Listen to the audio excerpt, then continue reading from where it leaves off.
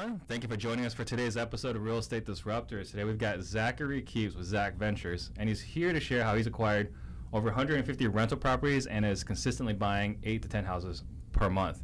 If this is your first time tuning in, I'm Steve Turing, broker and owner of Stunning Homes Realty, founder of the Offer Fast Homes app, the only app you'll need for wholesaling. And I'm on a mission to create 100 millionaires. So if you have something you're interested in, let's connect on Instagram. And if you're excited for today's show, please give me some waves, give me some thumbs up. And I don't charge a dime for this show. I don't make any money doing this. So here's all I ask. This is what it costs for you to listen to this show. If you get value today, please tell a friend. You can share this episode right now, tag a friend below, or tell your best takeaway from the show later on. That way we can all grow together. And guys, I am speaking at We Live in a couple of days. So it's not too late to sign up. And I promise you, if you come and you watch my presentations, you'll make $100,000 more in 2019. I guarantee you that. And please put my name down when you register on the website so I can give you some dedicated one-on-one coaching time. And don't forget, this is a live show. Please post your questions for Zach to answer. He'll be happy to answer them for you. You ready? Let's go. All right. First question, real simple. What got you into real estate? Yeah, great question. First of all, thanks for the opportunity to come on the show, and thanks for Pace, Morby, and beautiful wife, Laura, for the introduction. Yeah. That's awesome. So what got me in real estate? My grandfather was a developer. I'm a Midwest guy. I used to travel around with him, a few times and see his developments, and was always admired his passion and entrepreneurship. My father also an entrepreneur and attorney. My other grandfathers, all entrepreneurs. So I learned in life early on, you always want to kind of work for yourself, build your own fortune. I was living out in Australia, and I was going to start my own financial consulting business. I didn't know what it was. I'm an entrepreneur, like I said, at heart. And I got an email from my cousins about a joint venture opportunity to come out to Arizona to buy distressed assets in 2002. And I looked at the email. I said, talk to me about the opportunity. What's the upside potential? And made a decision to fly from Australia to Arizona and started. 9 days later, licensed and hit the ground running. 9 days later, licensed. Came out on August 5th, 2002. 9 days later, went through the crash course, very focused, got my license, and started hitting the ground. That's awesome. Yeah, I tell everyone, I got licensed in 2.5 weeks. You can't do that today. No. But yeah, 9 days, that's really impressive. Okay, so talk to me about your first deal. So it was 2002, you said? 2002 came out, had capital because my cousins were some of the largest buyers in the St. Louis area. So that was a huge bonus. I remember, I was reading newspapers and looking at classifieds, and I saw this deal down in South Phoenix on Rozier in 24th Street. Tough neighborhood, 2002. Drove down there, ghetto. Bust open the front door. There's some bums living there with, garbage disposal, whatnot, lighting fires. And I remember $60,000, block home, figured you can't go wrong. Right. So I bought the deal. I think I made about $15,000. And it was kind of the whole start of the career. It was actually with John Rosenberg and Bob Levine through Lev Rose Real Estate. I don't know if you remember those guys. Do you know those they're guys? Commercial, aren't they? They're commercial, but they have a residential wing. Oh, I didn't know they had a residential wing. Yeah, so just randomly, I was the first. In fact, I ran into John the other day. That's funny. Small world. So I have a couple of personal records, and those records are lowest single-family home sold, and all three of them back to Rozier. Wow. We got a 17, a 21, and a 23. And that was back in the REO days, right? Working for Bank of America, and you go into these properties, and wow. Yeah, land value. But I mean, even those prices, we go back and buy those 100 times over today. Oh, absolutely, without a doubt. So you get started, you bought that property off Rozier. What were some of the early struggles? Really just kind of learning the business. I was fortunate my uncle was out here, and my cousin joined us, and we started, finding good crews and reliable people. Finding deals is always the struggle, right? It's all about the acquisition. So, there's no secrets. Back in the day, it was about door knocking and looking at distressed deals and making phone calls and just grinding. It's really, obviously, the business has completely materialized into more, cold calls and sitting behind a desk today. But I'm still a huge advocate for going in the field. People ask me, hey, what do you do to get involved in these deals? I said, go out in the field, look for anything distressed, knock doors, talk to people, get out of your car, create a presence, and just ask the question, is this distressed? You want to sell? I'm a cash buyer. Right.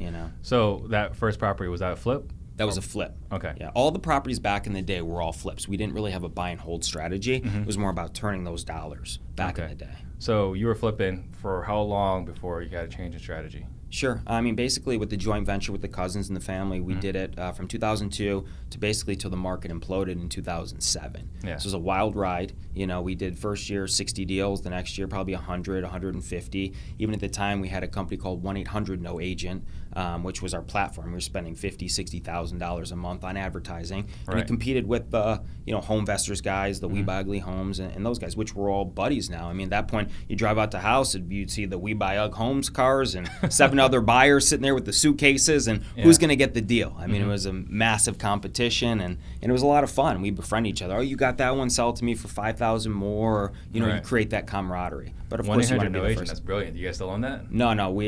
Our joint venture was done when the market imploded, and that's it. Today, I actually spend $0 on advertising, so it's all about relationships I've cultivated from the early days to today. That I still have agents and wholesalers, and you name it. And we'll definitely get to that. Yeah. So it imploded, right? And at that point, did you own any rentals yet? No, I had zero rental properties at that time. So then you shifted gears. Yep. What happened in 2007?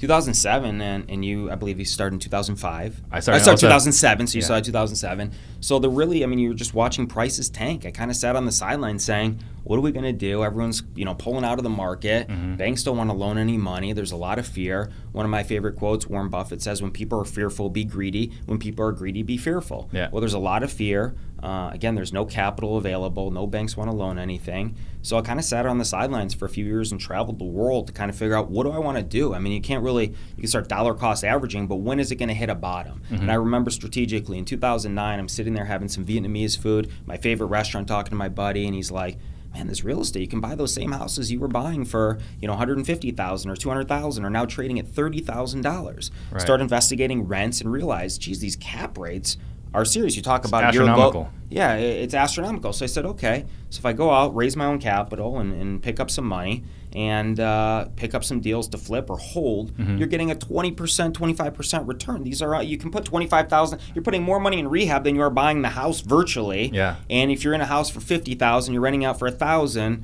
there's 20% yield. Pretty stellar. Yeah. So all of a sudden that was the buy signal. Again, Warren says, hey, people are fearful. No one was even writing offers. All the REO agents, hey, any offers? No. Great, submit 25. Oh, you got the deal. I was buying everything and anything I could get my hands on. Yeah, and we've had multiple clients that we were working with at that time that we were writing offers, buying houses for like 30, 40K. It's like, man, I wish at that time I was liquid. And so I know the next recession, got to be ready for that. Hopefully that's not coming anytime soon. But not anytime soon, but it's going to happen eventually. It might. So how did you raise your capital? Pace wants to know, how did you raise your capital at that time? Sure. 2009, I've always had, I've been a transparent, good business person, never screwed anybody in my life. In fact, I got burned a lot of the capital that I made from 2002 to 2007. I invested in alternative markets, and unfortunately, it didn't pan out for me. But there's always a lesson from every experience, and that is about documenting any investments, doing getting deeds of trust, being first positions, and at that point I was more laissez-faire with the money and hands off. So when I went out and I called every wealthy investor I've ever met, or friends of family or friends, hey, I have this opportunity. Here's the yields. We're going to go 50-50. So I did what's called OPM, other people's money. They gave them first deeds of trust on the property, just 1 and 1, and I said, hey, first opportunities that come up, you commit. We're going to utilize this capital in this deal. I'm going to provide full reporting and transparency again, and the goal is to flip and turn those dollars. And that way I would just go out and get as many deals as I could, and in the interim the capital was coming. Right. And so that's how basically it transpired, just one-off, from individuals, friends and family. And I would be in Aruba over Christmas. I'd meet some wealthy people, write their names down on the beach, fly out to Toronto, fly out, to Michigan. I flew to New York. Wherever I could go where I could get a lunch meeting and know somebody was accredited investor that had, disposable income, I want to get in front of you. And I'm going to show you the opportunity. I'm going to show you my background and lever all the contacts and everything I've done in the past. Wow, that's awesome.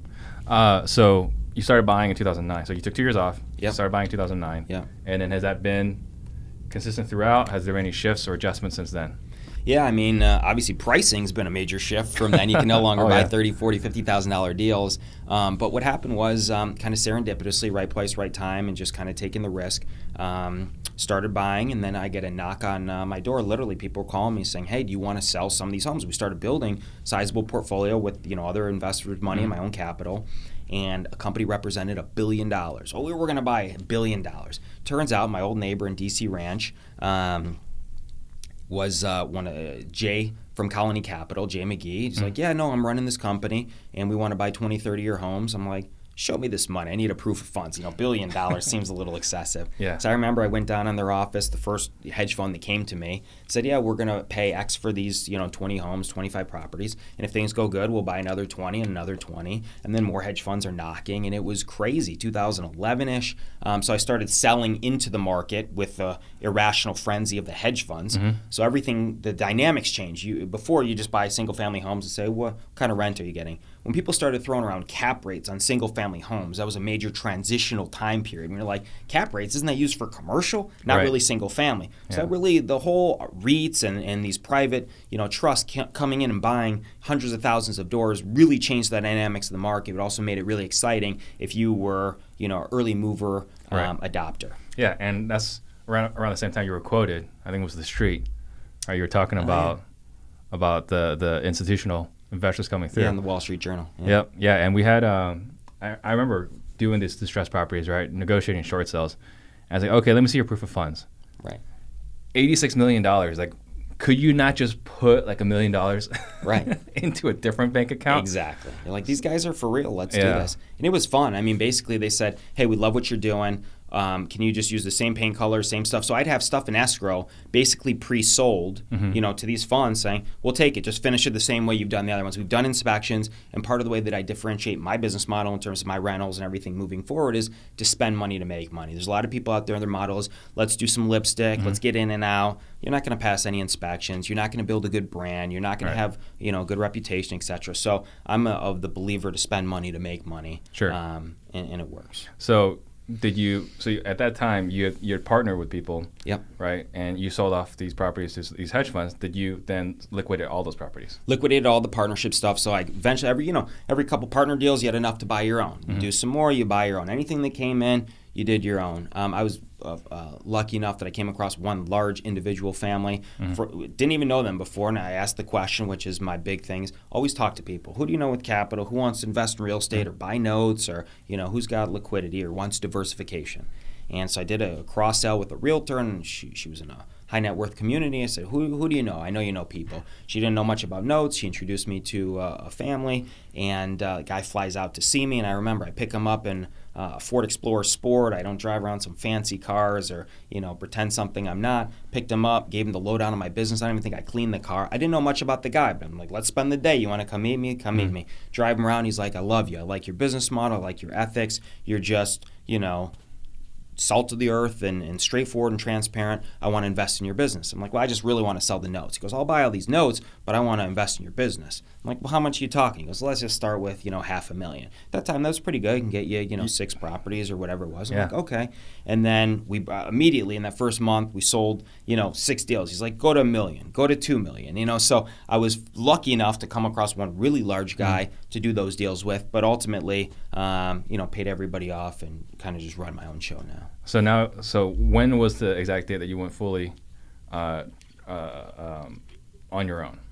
Sure. I mean, I was on my own, except for the fact that 100% of the financing, if I get huge deals and I want to bring somebody in, I have that, and I'll continue to engage those high net worth families and other people that invest with me, because you never know when major opportunities come around. I'm not a greedy person. I don't say, hey, let me just get every single deal. But in terms of building my own portfolio was probably around, starting really in 2009 up, I, started accumulating and just isolating those deals for myself in terms of buy and hold. But really 100% autonomous, probably in the last couple of years. Okay, so in 2009, so Pace wants to know again, 2009, when you started all over, you were all by yourself? Solopreneur? All by myself, yeah. Okay. So Colin Farrell wants to know, are there any tips for developing connections with acquisition reps for hedge funds? Yeah, I mean, basically you can go, there's all public information. You see what, large cash buyers, and you're seeing the homes that come in through there, the Progress Residentials, the Cerberus, all those guys. There's local offices in those areas. I'd literally just go right into those offices. If you have the deals, then you're a huge asset to them. So you can come in and say it's all about getting the deal. When you have a deal in hand, everything else will follow. We all know that. So everyone's you got like, a deal, hey, nothing else matters. Nothing else matters. Everyone says, do I need the capital first? I said, tie up the deal, and then everything else will fall into place. So I would say come in there, build those relationships, but they'll want to talk to you, especially if you could say, hey, I can bring you X amount of deals, or what is it that you want? I can be an asset to you and understand their business model. So you got, was it 150 rentals? 150, yeah. Okay, so the 150 rentals, you're managing them yourself. Yes. That sounds like brain damage. Like, talk to me about that. Yeah, everyone says, how many people? I have a full-time bookkeeper. I'm an assistant, and whatnot, and I have full-time handyman, basically 2 right now, and I have great crews. I run 6 crews pretty much full-time. Okay. The key component is making the payment streamlined. Nowadays, you could do, Zelle. There's all these online apps, but I'm an old-school guy. I give everyone deposit slips. You go to Bank of America. I don't accept cash. I'm a fully reporting and transparent company, which comes into play for the future in terms of leverage and banks. They want to see a lot of these small guys go out and collect cash, and they say, "Let me see your deposits." Yeah, you know? Schedule E. Exactly. I want to see everything. So hey, you want to pay? Great. You want to pay cash? Deposit in my Zak Ventures. So everyone can deposit in the bank, fully reporting in terms of streamline and rent. So it's all coded. It runs through. The bookkeeper gives them the credit. So there's none of this, hey, let's show up at the office. There's none of this hands-on stuff. And like I talked about before, building a good quality product. I mean, again, I think I differentiate myself in the sense that I spend good money on these homes. I'll put in $30,000 on a Maryville home, for example, but most people want to spend 10 or 12. We'll do the plumbing. We'll do the AC. We do the roofs. We do dual pane windows to build a durable long-term product to mitigate future calls. If water heater's on the brink, just replace it. The guys are already out there. It's a better economies of scale to spend the money up front and, again, mitigate those brainless calls. You're going to spend more money going back and tracking and pulling up tile, fixing plumbing, when you can do it right the first time. When it's vacant. Right, when it's vacant, and just get it done. You're not disturbing tenants and headaches, etc. So again, I mean, if somebody needs something, they can text me, and it's all about those relationships and trust. They can text you, not even your assistant. They can text me. Anyone can call me or text me anytime. I'm available. So I saw, I was going through your Facebook and your Instagram. So you got, is it Jones? Buddy Jones. Buddy Jones. Talk to me about Buddy Jones. My dog? or the collector? The collector. That guy looks very... that was really a satire. Okay. He's a buddy. He's actually be a future tenant of mine. He's a brother of one of my tenants, and in fact, that tenant invited me to his barbecue. Great guy. Yeah. And so that was just a joke. We really don't use muscle. I follow the laws and do formal evictions when necessary. I'm very fortunate that, again, by having access to people, it's all about retention. So I'm always willing to work with somebody in terms of, hey, Zach, I don't have the full rent. Great. What do you have today? Let's work out a plan. Text me. I'll give that information to the bookkeeper. As long as you abide on that, I'll work on payment plans. People neglect the fact that it's an expensive turnover. Say, oh, well, I can get more money, or you're difficult to work with. There's always going to be difficulties in anything. Right. But it's about maximizing the situation at hand. Absolutely. So at which point then did you start buying houses to flip? I still do. So, I mean, I can look at stuff. Fortunately, now I'm a very stabilized company, so I can take a home, and part of my exit strategy is put it up for sale or for rent. Obviously, the stuff that works in the 300 under is much better long-term rentals because the yields are better. You start getting into the $500,000, $600,000 and $700,000, there's kind of an inverse relationship in terms of rents and yields. Absolutely. So I stick to basically the 300 unders. If the home's more expensive, which I'm going to buy one actually with Pace today, thankfully, that's going to be a flick because that doesn't make sense to rent. Right. So what year did you start flipping? I've always been flipping along the way. So the flip. So anyone who gets in this business, people like the advice to say, hey, the flipping is great because it's a guarantee. You're making those money, you're turning it. Your highest yield. Of course, you're paying 40%. Now my tax advisor says, stop flipping, keep retaining, and then as things get seasoned, sell. With the 40% versus the 20%. But again, you never want to 100% make a tax decision, a business decision on a tax implication. All right. Talk to me about that. What do you mean by that? Okay, so what I mean is if I go buy a home tomorrow and pay $150,000 and I can rent it for $1,400 or $1,300 and get an 8 to 10 cap, which is still pretty good.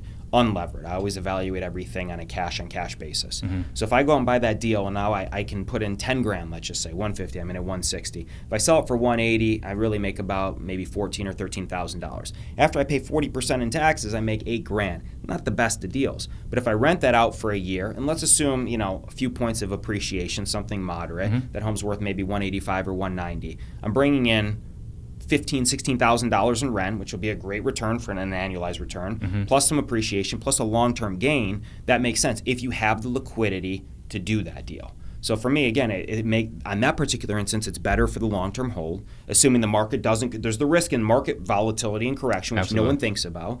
But I haven't gone through the volatility in the markets. So I always look at what's the downside risk. But conversely, hey, the 40% really kills. People say, I just made 50 grand on a flip. Well, first of all, it depends. That's a massive amount of money. I don't look to hit home runs. But if I can mitigate 40% taxes versus 20 from a long-term hold, I'm always game for that, especially if I have additional income available, sedentary capital to redeploy. Right.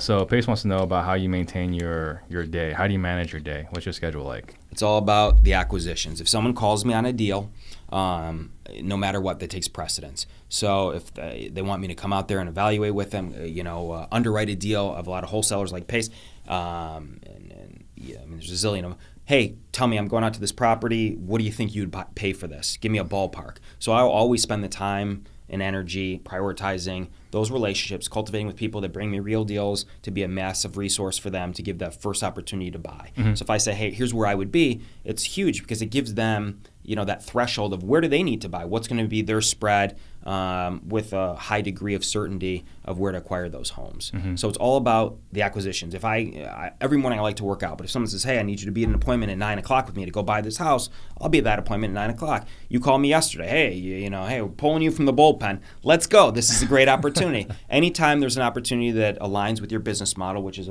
for me, acquiring deals and building relationships, that's the priority, and that's what you do. But otherwise, I'm all about health and physical fitness and deals. That's kind of my mantra. So I wake up and, go to the gym, get a good mindset, and, carries forward through the day, mitigate the stresses of managing multiple homes and, multiple issues with tenants, et cetera. Right. And then, focus on buying and seeing my crews and driving projects and just immersing myself in the deals. So you're driving the properties too? Absolutely, yeah. Sonia wants to know, why do you choose to property manage versus hiring it out? I like to be vertically integrated because I'm a hands-on person. For me, it's all about those relationships. Once you outsource, number one, it's going to, $150,000 a year that you're going to outsource with some sort of management company. And there's a lot of great companies, Hopkins and E&G Real Estate, and a lot of management companies that, I love. But for me, again, it's all about the retention and having that personal relationship with my clients. I've gotten so many deals, thankfully, from my tenants because they know that they're like family. Truthfully, you can call me anytime, Zach. I have an issue of backup. No problem. Here's my plumber. Zach, hey, I have a question on this. Hey, I have my grandma's moving to town. I get this all the time, that you get that self-generating leads. I can pre-rent most of my homes way in advance. They say, when you get your next home in Buckeye or in this area, 3-2, I want it. Here's my price point. Wow. So that's huge. So once you outsource that, the management company is going to take those commissions and fees, et cetera. So for me, it's maximizing that return, but most importantly, it's about the relationships. Okay. And Laura Morbury wants to know, how are you maintaining life-work balance? It's a great question. Ladies, I'm single, probably because I work too much. But there was a time where I had, 2 phones, and I'll tell you, just getting raw and real, and it was always about the money and the chase, and that was early on when I felt like that's the most important thing. But it's not. I remember a day when my dad called me. He's like, hey, do you have a minute to talk? I'm on 2 phones paying contractors, and I'm not really being present. And he's like, I got to tell you. I'm like, yeah, hurry up, Dad. I'm in the middle of something. He's like, I just got diagnosed with cancer. I'm like, holy shit, I'm just an asshole. I don't know if we can swear in here. That's fine. Yeah. So I'm like, I'm just a dick and selfish, and what am I doing with my life? All I'm doing is chasing deals, and it kind of gives you a lot of perspective and clarity. Yeah. And at that moment, I've just consolidated into 1 phone, and I just try and be present. That's what, live, work, balance. Again, that's why I work out. I got a dog. I'd like to settle down and have a family one day, a couple kids. But for right now, being single, I can be somewhat selfish and put my time and energy into my health, my fitness, and building the business. But I recognize that it's all about being present. I like using FaceTime a lot now in terms of doing business with people because I like, again, looking them in the eye, I'm the old school kind of Midwest guy. Like let's be present. That's what. And that's something that Pace is always harassing me about. He wants me to get a freaking iPhone. Right. All right. So Jared Barnes wants to know how much equity you'd like to leave home percentage wise when you're done renovating and renting it and getting it rent ready. So at the end of the day, in terms of leaving, in other words, what you're probably trying to ask is what I'm looking for in terms of equity in the deal after I all in before I sell it. I'd like to make at least 10% of my money. If I can't get a 10% yield, there's not 10% left in the deal net after any fees or commissions, then to me it's not really a good buy. 10% cash on cash. Oh, in terms of my return or equity? Well, the question here, maybe Jared, you should, if you could repost that. I'd like to get 10% return, and I like at least, it's kind of the same. If I'm flipping it, then that's 10% equity, and if it's going to be a long-term, if I'm renting it, I could work on an 8% or even a 7%, depending on how much equity is in there, right? So if I can get, someone says, hey, I'm going to rent back at below market, and it's going to be a lower short-term yield, but I know that I have more equity in the deal, I'll still do the deal because I know it's offset based on the back-end equity on the flip. Absolutely, that makes sense. Right. So one thing you and I were talking about before we started was you like to do more of a consultative approach when you're talking, whether it's a wholesaler, homeowner, or whatever. Talk about that. Sure. I mean, a lot of times people come out to the house, they kind of have a number in mind, or they pre-qualify the owner. Hey, if I come out today, what are you looking for? And it's all about just numbers. And really, this business is consultative. It's again, going back to relationships. My relationships with my contractors, my relationships with my tenants, my relationships with my wholesalers. That's the key. So when you go out and you're interfacing with sellers, which, I'm not doing that much anymore, but I love to do, and I'm happy to do for any wholesalers who want me to go out and buy with you. I'll be the first guy there. Just give me the first opportunity to buy. It's really about understanding what their utility of selling is. I treat it like a buffet. Instead of me saying, hey, I'm going to offer you X, I say to them, what are you looking to achieve? What are you hoping for? Is it money? Is it time frame? Do you need timing on the back end?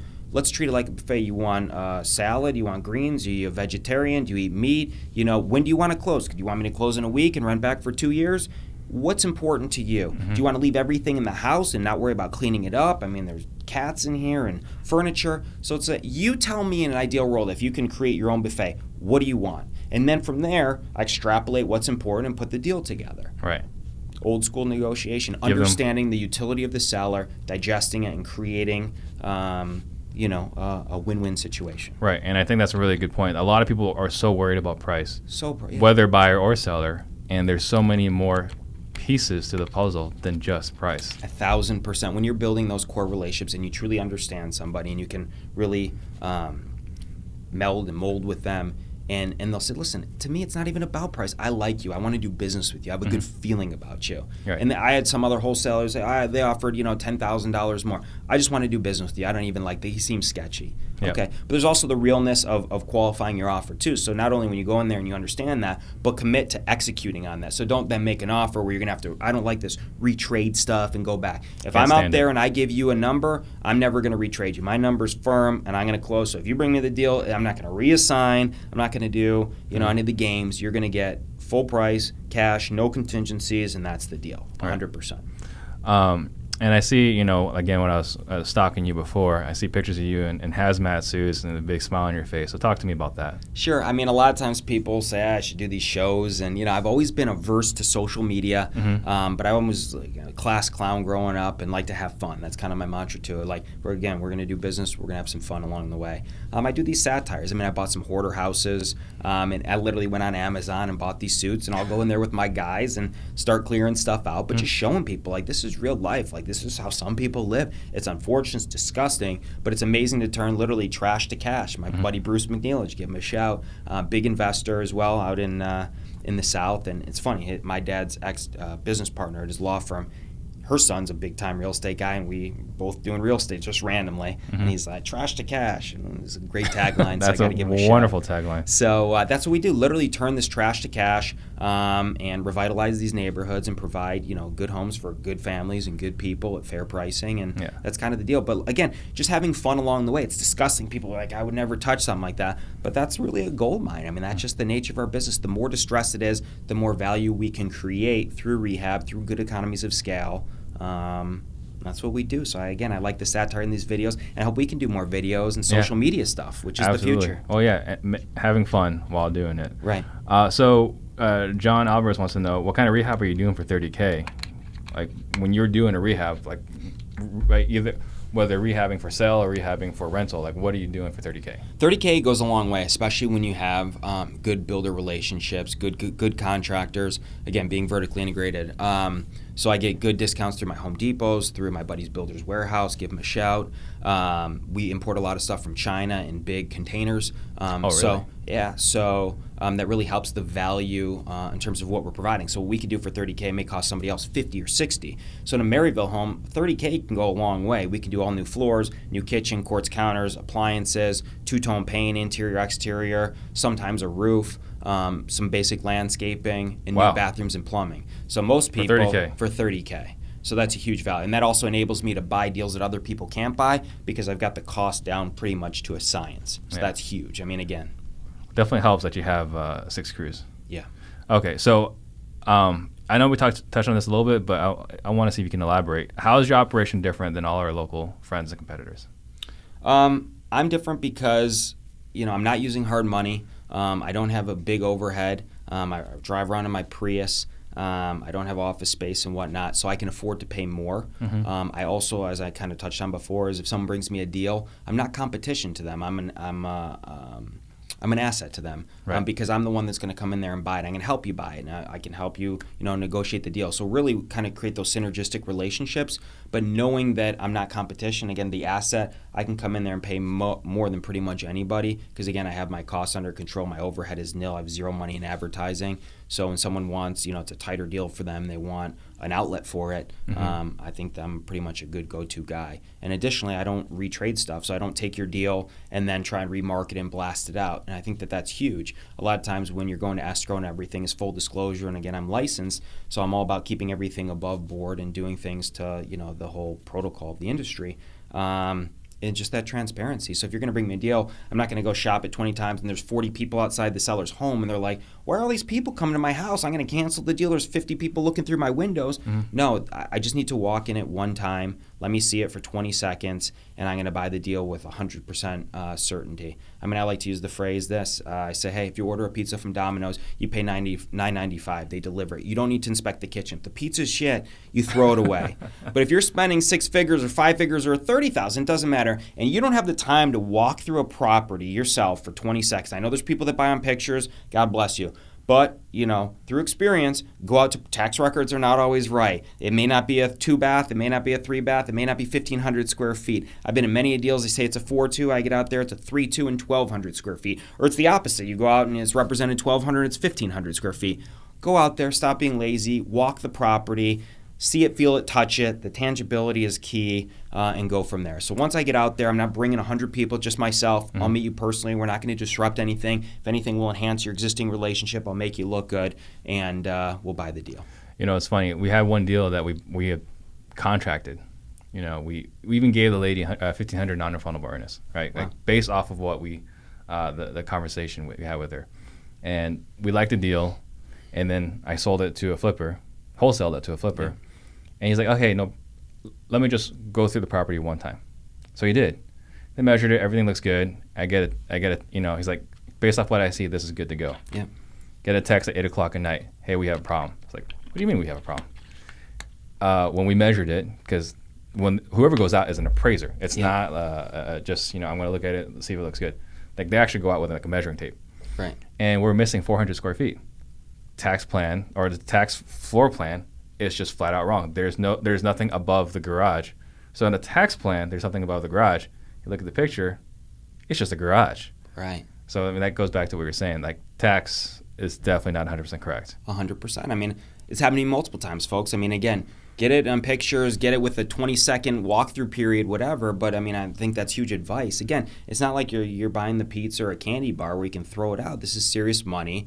And if you're going to buy a car, I'd want to test drive it. No Mm-hmm. different. This is houses. Right. This isn't like taken lightly. So I've been in one where the guy's like, hey, I need 165 for this deal.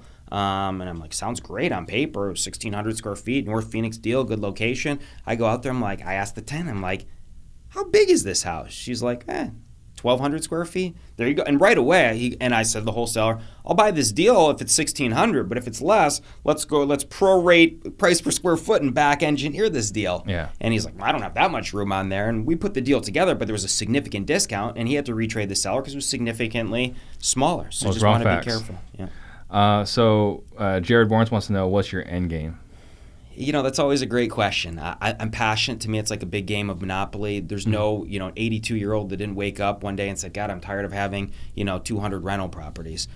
Keep building. I like my crews are like family, and my team is amazing. I like the engagement of the business. I'd look for some level of diversification out there and other alternative businesses, but just being an entrepreneur, I love what I do. I mean, it's blessed. I think there's no other business out there where you can create amazing, strategic wealth in a tangible fashion where you have control, and just have fun with it. It keeps you engaged. So for me, I could sit there and do nothing, but there's no purpose. So I love it, and as long as I'm continuing to have fun, I need to keep building the business and keep growing it.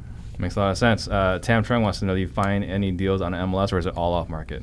Everything I buy pretty much is off market. Most of the time through these broker relationships and where I source my deals from, they'll bring it to me prior to hitting the MLS. They'll say to the seller, hey, I have a cash buyer. We can look at this first. And I always tell people, look, you can retail probably at this, or if you don't want the headache, look, I'm looking to make 10 or 12%, whatever the number is. Is it worth it for you to sell prior to the MLS and just be done and not worry about inspections and disclosures and all those headaches today, and the agent gets paid first, and I get, some equity in the property, then it's a win-win. Otherwise, they retail, and always give someone an option. I don't have to buy your house, but if it's a win-win-win, let's do the deal. So yeah, most of my stuff would be a listed property or from agents or wholesalers or whatnot, but I have not bought an MLS deal in forever. Okay.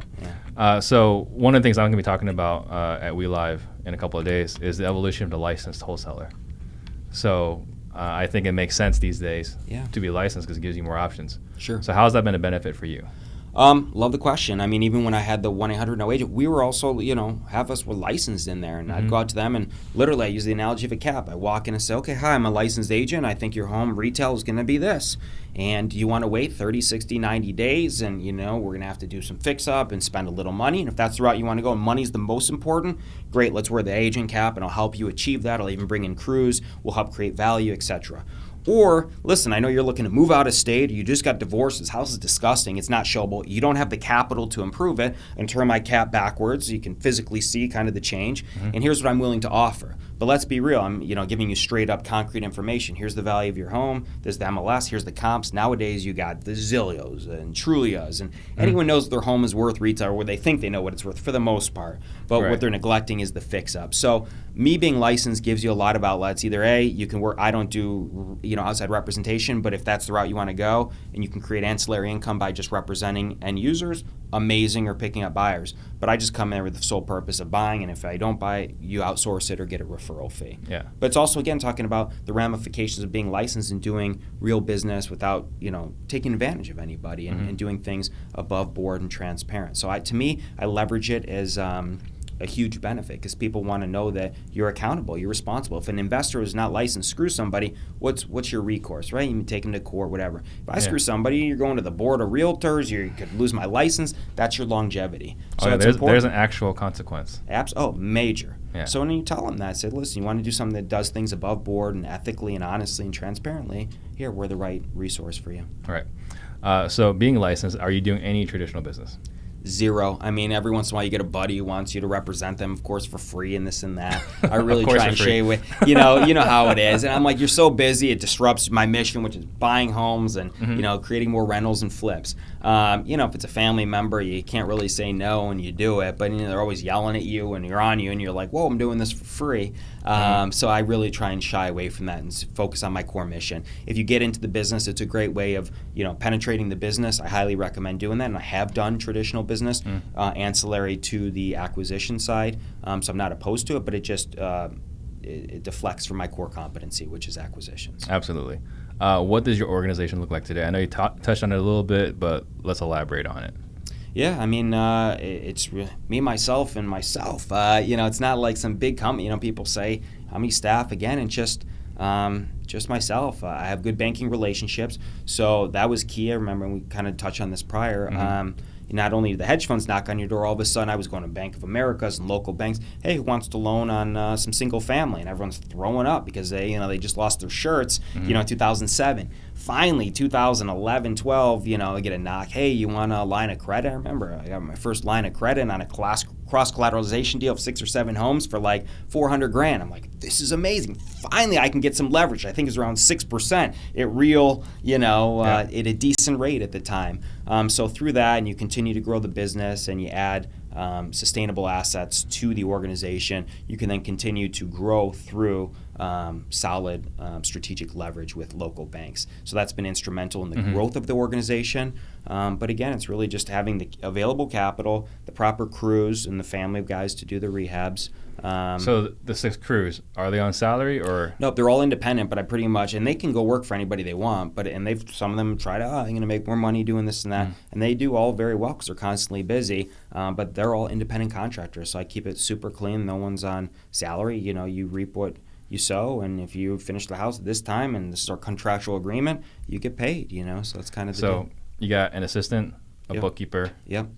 These are the 2 handymen. 2 handymen. Yeah, but then the handymen are independent. So, based on, hey, you do these homes, you give me the invoices, everyone gets paid on Friday. And that's my thing. I don't care if I have to work till 2 in the morning. Everyone's getting paid. I mean, a lot of people in this business, they care about how much money they're making. They kind of neglect everything else. I think it just falls into place. I think one of the key components of my success is just taking care of the people that are taking care of you, and remember that this is your family and everyone's got to eat, and, holidays come around, you take care of everybody. But make sure that they get paid, and, you're always there for them, just like you're there. It's amazing to me how much people miss out on paying their people on time. Like how often that happens. It's key. I mean, if these guys are working, 12, 14-hour days, the least you can. Plus, you want to be on site. I mean, you can't get to the point, again, talking about going out and seeing houses. Like, I drive all my houses that are under construction. Not my rental properties take forever, but every home that's under construction at least once or twice a week. Because you want to be out there. You're making critical decisions. You're being with the guys. You're supporting them, It's funny. Les, I did a video the other day on a house on Lawrence, and right before that, I should have filmed it. The guys had what's called Mexican Viagra. It's a big pot of stew, which is like all this seafood. They said, Zacarias, I speak Spanish, prueba la sopa. So what is this? Mexican Viagra. So it's about bonding with your people, again, but it's a great time. So you mentioned a moment ago about cross-collateralization. So then are you implementing like the Berber model? Are you buying everything, or you're owning everything free and clear and just doing lines of credit on it? Like, what is Sure. So before the leverage situation came in, I had to use cash, which was great when things were $30,000. But then, of course, that dried up, so you need a OPM or some bank financing. So finally, when prices appreciated and banks saw some stabilization in the market, now they went out there and said, hey, we've created programs for investors like yourself. So I'm buying everything with cash, and it could be through a line of credit or just sedentary capital from dispositions. And then as you acquire new properties, obviously, whether it be through a line of credit or cash, they're unencumbered. So at a certain point, if you needed more capital and you have good debt to income ratio, et cetera, and you have transparent accounting, which I talked about before, building a good solid business with transparency and full deposit reporting, then the banks do absolutely want to work with you, and you can continue to grow through that. So that's how it works. That's super impressive. I see there were a couple of questions that we missed. So JL Rivera wants to know, so being licensed, you have to have approval from your broker to market to homeowners. I mean, you're going to have to market to homeowners, meaning on the retail side? Yes. Or, probably on the acquisition side.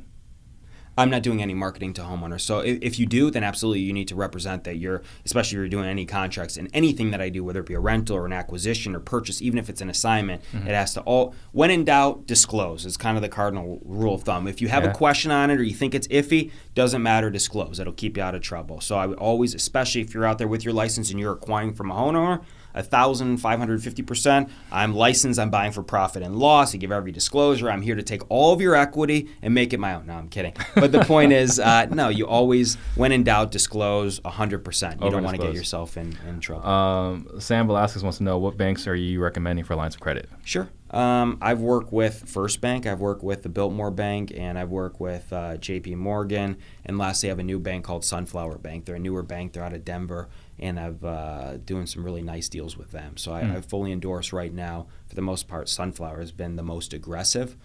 You can pay me later, folks. No, I'm kidding. And I'm happy to make any introductions for anybody. Aggressive as in interest rate or LTV or both? LTV and interest rate. I think being a newer bank, they want to get capital on the streets and develop a nice presence. And a lot of times when you're a new player, you get a little more aggressive. One thing that's nice about now is there's just tons of capital around the markets right now. I mean, deals are drying up. There's a lot of people, as we know. It's harder and harder to get deals. But one thing is there's a plethora of capital opportunities out there. Right. Even the big REITs and funds have created ancillary arms of loans versus just acquisitions because they're getting good yields. So you're seeing 8-9%, and stuff like that. And alternatively, you got the capital funds and the Lorens and Joshes. So I know right now, personally, I use MidFirst. And we're at interest rate isn't attractive at all. But what's the rate?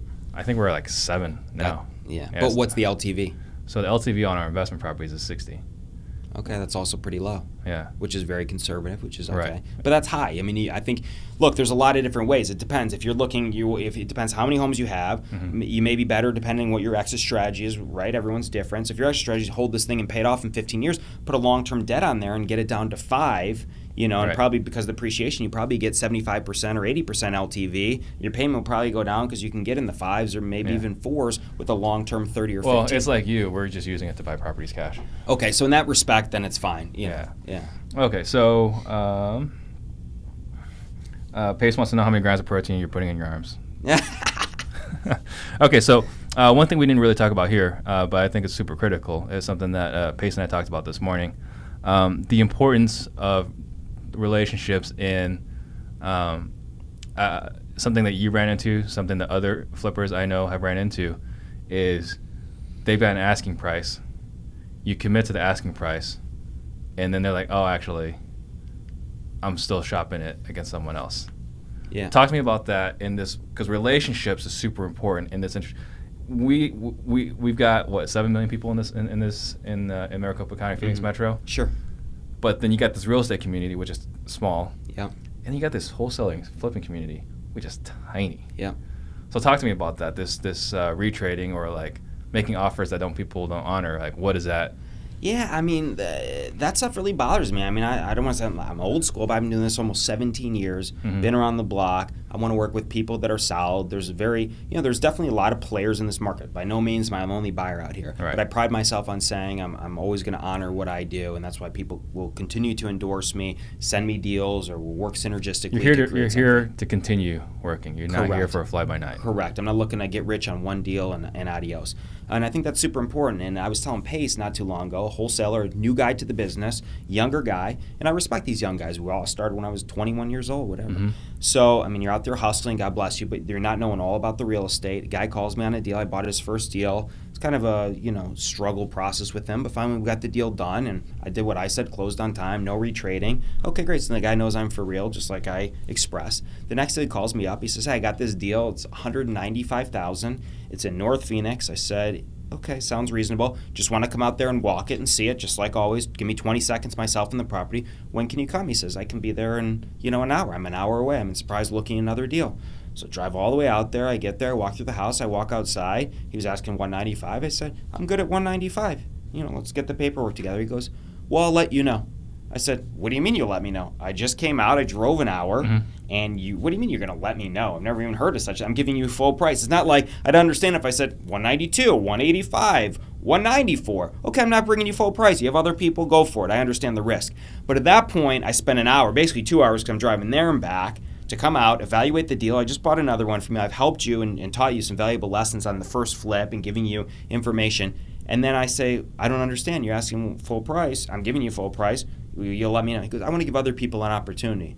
I said, you're burning bridges right away. I said, I'm going to make this very clear, and I'm not trying to be a dick, but I can give you 60 seconds to kind of rethink what you're doing here. You can go show other people the property if you think I'm going to default, which is not going to happen. and put him in backup, but shake my hand right now, 60 seconds. Otherwise, and I'm not going to mention who this guy is. I don't need to bash anybody. It's irrelevant. Yeah. But the point is the principle. It's like if you listed your home on the MLS for $200,000, a cash buyer comes in and says, "I'll give you $200,000." You're not going to say, "Let me think about it. I'm going to wait for some other offers." You're going to say, "Amazing." Most rational people. Right. So the people that are trying to get greedy or create other relationships, maintain good relationships, and from the ground floor. Otherwise, your reputation is going to be tarnished by real people doing deals. Right. It doesn't make any sense. So you probably know Brian Kingdeski, another flipper in town. I don't know. He's got that same exact complaint. He's like, "You send it to me at 200. Yeah.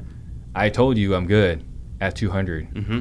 What do you mean we don't have a deal yet?" Right. It would be the same thing. Exactly. And it was the same exact thing. He's like, "All right, I'm deleting your phone number." Like, absolutely. I said, don't even call me. Like, honestly, like, you think I'm joking? Thankfully, I don't need to buy your deals. There's plenty of other real people. Mm-hmm. And I'm not here to bash you, and I wish you the best of luck.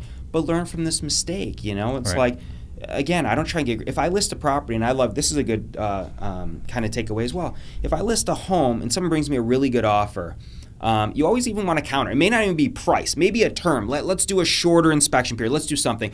Otherwise, you get what's called buyer's remorse. I'm overpaying. If you jumped on that first offer, hypothetically, oh my God, I could have done better. The buyers, I could have bought it for less. If you don't counter something, just strategically, you get, again, maybe that buyer gets remorse if I have overpaid.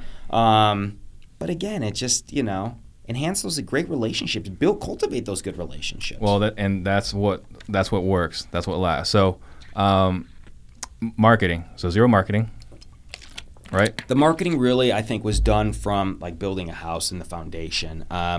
It's through just the years of solid relationships and execution and reputation. You can lose your reputation in one deal. You screw one person out here, yeah. As you know, it's a small wholesale market. You get one bad name, there's a couple bad names floating around. It's their business. So you just want to be on the good side of things. And everyone, there's plenty of money to be made for everybody. There's no reason to fight on stuff or do dumb stuff or illegal activities. My marketing is really just on execution and performing. I'm blessed now that because people see that I buy a lot of properties, a lot of wholesalers or companies will actually come to me and say, "Hey, I see you bought X amount of properties, are you interested in this?" I bought a deal the other day. Guy says, "Hey, I have a home around the corner from the one you just bought. I'm a new wholesaler in town. Would you be interested?" Like, this is a talk about free marketing. I mean, just by doing deals, it's that domino effect that keeps kind of giving back, which is great. And I know when I was pulling lists for a while to see who's buying properties, like your name definitely came up. So, Good. So you're not pulling down, you're not skip tracing, you're not cold calling. I'm not in competition with any of you wholesale guys. I want to buy from you. Let's be clear. And you're only in Phoenix. No, I buy in all over Maricopa County, so not just Phoenix. So, I mean, like, Arizona. You're not in like Seattle or Orlando, nothing like that. There's a lot of companies, and I respect that. But being just me, I don't have aspirations of getting 10 Zaks and whatever. I like to see it, feel it, touch it. I worked on Wall Street for a little bit, and so I have this whole thing about the tangibility of real estate and just knowing that it's here. Stock market, you get a whiff of a bad rumor and a stock you lose 30% equity. I know that if I drive down the street, I can see my house, I have insurance on it. I feel good about it. Right.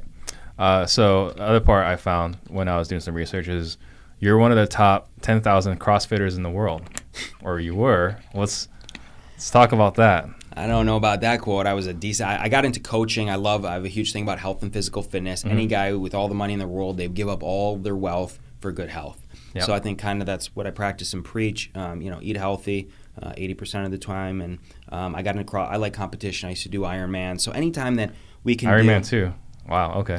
Anytime you could do something that sounds outrageous, count me in, Yeah. So my buddy says, "Hey, come on, we can compete every single day by throwing weights around." I'm like, "What are you talking about? Sounds like fun." Got into that, and just like anything else, it's a cycle. Did that for 3 or 4 years, got my coaching certificate. And you were I was a coach. I was a coach and, okay. Enjoyed it. And then I moved away from the gym. The gym actually shut down. But actually, it was Brian Gubernick's gym. You know Brian Gubernick? Yeah. Kevin. So he had a gym with his partner, Derek, and, we had a great time. I actually did deals. Noah Brocious was a member of that gym. Oh, really? And Kevin. And, it's just funny how – and it goes back to the whole thing, getting yourself out of that comfort level and doing things outside of your, daily routine and asking the question, what do you do and how can we do deals? You seem like a fun guy. If you're working out with somebody, you're throwing weights around, and at the end of the day, you're laying around on the floor and you say, hey, let's go make some money together. There's nothing better than that. See, I did the CrossFit thing for a little bit. Yeah. It was too humbling, so I stopped. Of course it's humbling. There's always going to be somebody who's better looking and stronger and fitter. It wasn't that. It was losing because, you got the, what was it called? Is it the workout of the day, right? The WOTD. Yeah, the right? WOD. Yeah, the WOD.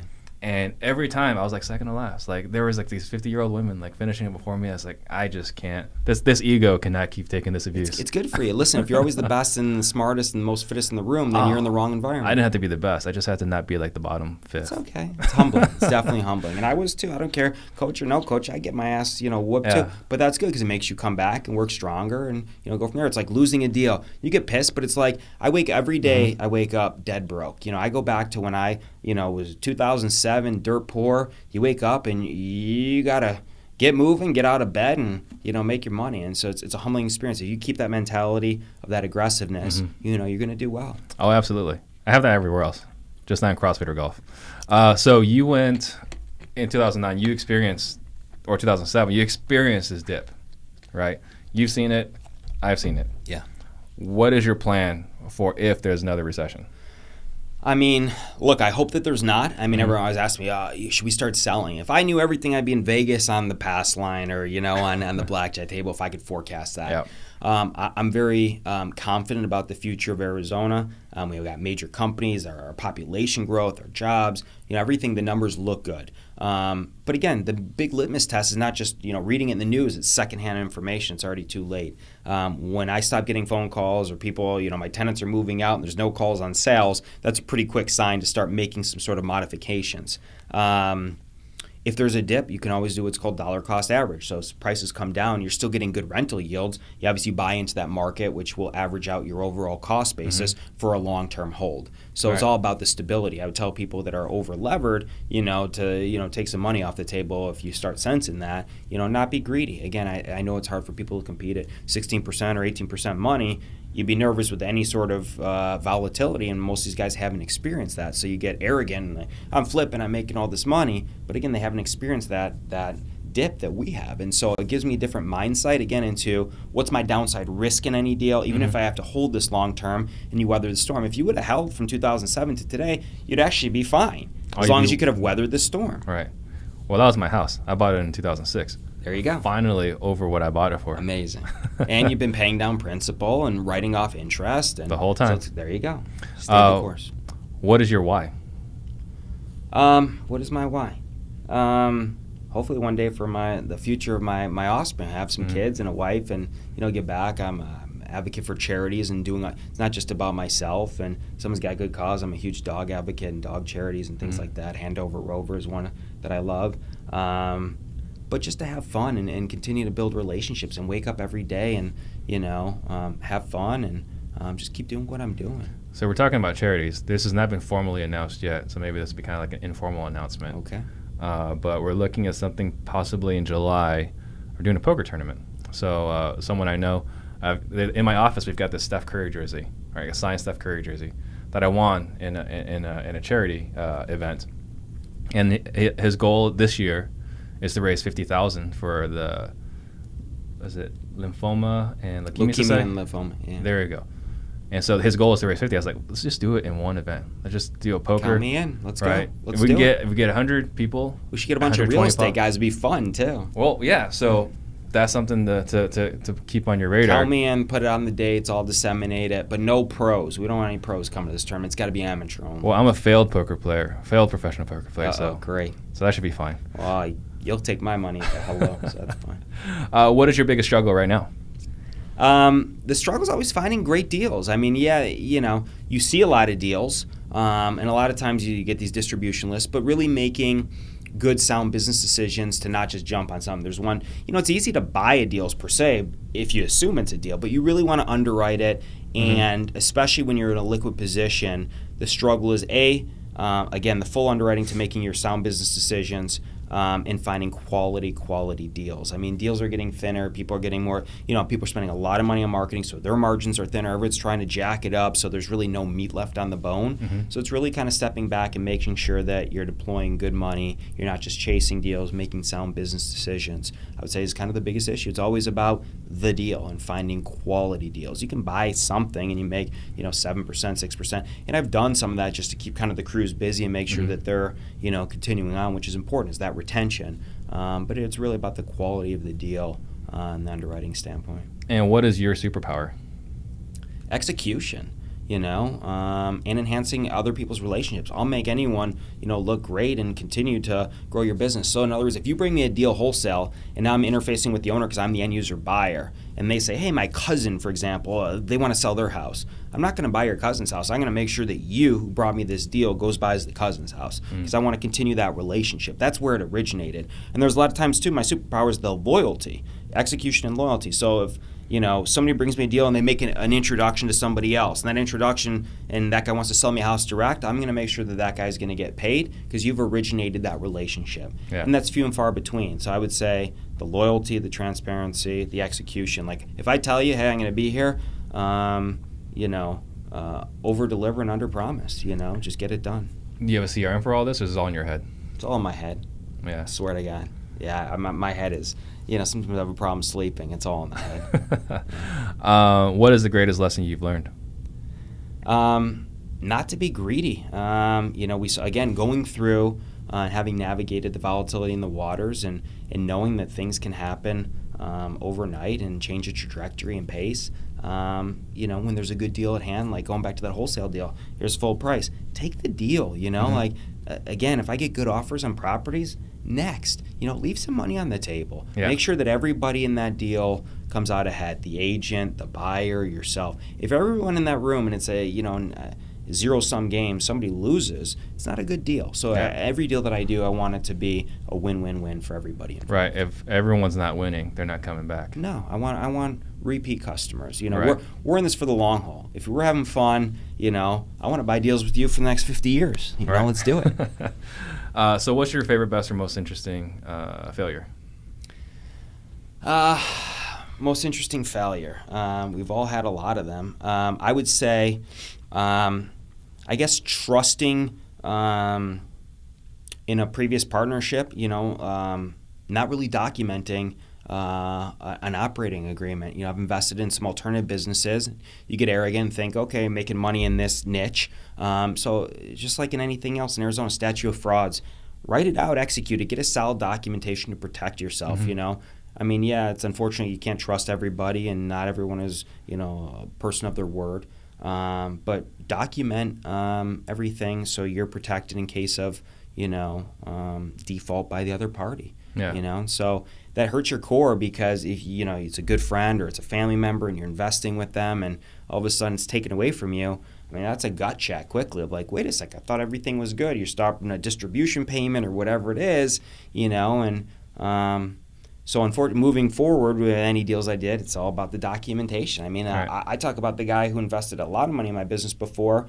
The guy had DNA samples of me, background checks. I'm like, geez, I'm spending $20,000 with an attorney. We haven't even done a deal yet. And times are, this is 2010 or whatever it is with this investor. I'm like, I sure hope this guy invests in the company. He's going deep. My attorney's spending all this time and energy. But of course, you build a proper foundation and protocols and everything else follows. Right. Yeah, so I think that's a huge takeaway is trust people, but protect yourself. Do things in writing. Don't do any of these verbal arrangements and make sure that you're fully protected to mitigate risk. Yeah, and that's one of the unfortunate things, right? Because I'm a handshake guy. I am too.